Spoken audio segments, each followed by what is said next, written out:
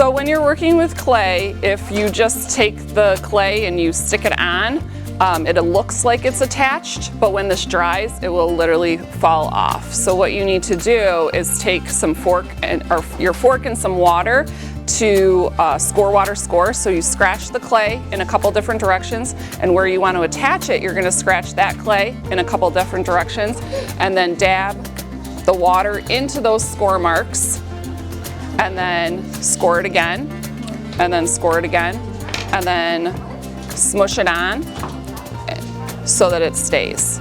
And now that's attached, and you would have to cut it off to get it to come off. And then so over here, I'm just gonna score again as well to attach things. If you don't, then it falls off. Score where you're attaching, and then dab with water, and then score again. And then you're gonna give it a little smush. And then if you have any score marks showing outside, you might wanna kind of smooth those out. If you want this attached and smooth, just use your hand to kind of manipulate the clay and get it to do what you want.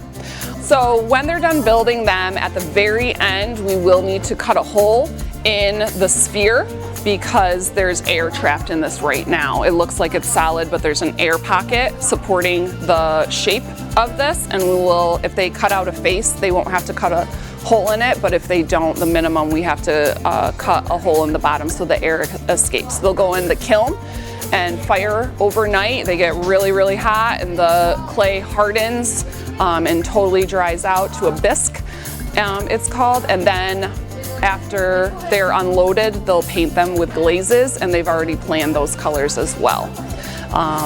When they are all done, we'll grade them, put them on display, and they'll take them home and put them on display at home, hopefully.